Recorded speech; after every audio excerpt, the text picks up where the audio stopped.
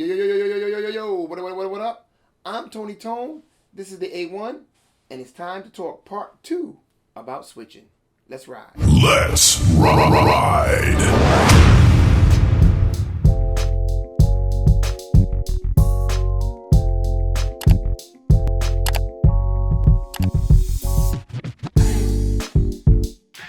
What up? What's good? And what's new in the camera world? You already know.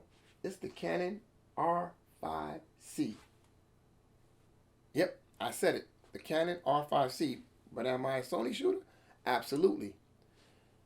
But I'm talking about the Canon R5 C because that is one hell of a camera. So there's a lot of talk, of course, when they talk about when the latest and greatest comes out. There's always a lot of talk about should I switch or should you switch. And if you know me, if you've been following my channel, although it's very small right now, but if you know anything about me, I would never tell anybody what they should do. However, in this video, I'm going to talk to you about whether it's good for me to switch from Sony to Canon when I originally switched from Canon to Sony. Way back in the days, I switched from Canon to Sony. I didn't switch because of one particular camera. At that point, it was a Sony A7R II. I switched to that camera system. And I think if you're going to switch, generally, it's not for any one camera. It's because of a camera system. What happened? Well, at that time, Canon was not really into the 4K game. Sony was like the only one that was really in their lower end cameras, well, their semi-professional cameras. They were the only ones that were really pushing this 4K thing in a full frame body. Both Canon and Nikon kind of shied away from it.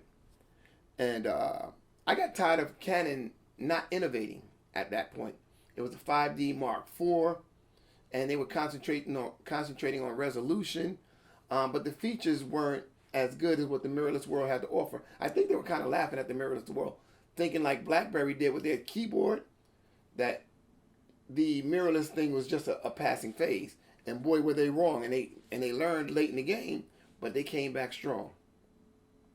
Fast forward, I'm well deep into the Sony ecosystem. And Canon has really done an impressive job with their glass and with their new latest line of cameras since the R6 and the R5. They have really done a remarkable job. That Canon R5, boy, oh boy, is that a splendid piece of work. I am enamored. My chops are, I'm licking my chops over here. That camera is like, I want it. And is it making me consider going back to Canon from Sony? Is that a good idea? Is it a good idea for anybody? Okay, so let's take a ride with me. Let's see just how practical it would be for me to switch systems because of one camera, or maybe one or two cameras, but just for the argument's sake, let's just say the R5 C is the camera that Sony should have had, and because they didn't, and Canon seems to be going the right way, I'm going to switch systems. Never mind how good the Sony has been to me, but let's just, for argument's sake, let's take that road.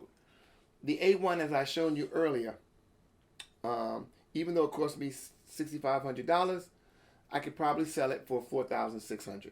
And by the way, I'm using a metric that is, I get about 70% of what I paid for it. Of course, it's give or take, but just walk with me here. The point will still stand. Okay, so the A1, 4,600. The 70 to the 200, 2.8, I can get about 1,800 for that. The 24 to 70, that lens I have, my particular lens is a bit worn. It's been used. It's not in bad condition, but it definitely shows signs of wear and tear. I'll get about $1,400 for that. The 90 macro, $1,100 at at cost, I'll get about $750 for it. 16 to 35, 2.8, get about $1,600 for it. The Sigma, I am not giving up my Sigma 105 1.4. That is my favorite lens. And even though it's not Sony brand, gotta have my Sigma. Got to have my Sigma. And luckily, the Canon version, even though it's not an RF version, even though Sigma doesn't make lens for Canon, we'll get to that in a minute. I'm going to, for argument's sake again, buy a converter, RF converter, and use a Canon 105 from the EF. So I have to factor that in, but for that Sigma, I'll get about $1,100 for it. And my beloved, even though it's a cheap or rather inexpensive lens, the 85 1.8, I'll get about $450 for it. You total that all up, I'll get about $11,700. Now to replace that, on the Canon side, I'll get the R5 C, $4,500. 70 to 200, $2,800. The 24 to 70, $2,400. They don't have a 90 macro, but they do have a 100 macro, $1,400. They don't have a 16 to 35, but they have a 15 to 35, which I hear is a very, very nice piece of glass. $2,400. The 105 with the converter. I gotta have my Sigma. Don't judge me. Don't judge me. Gotta have my Sigma. I've gotten some really, really, really good portraits.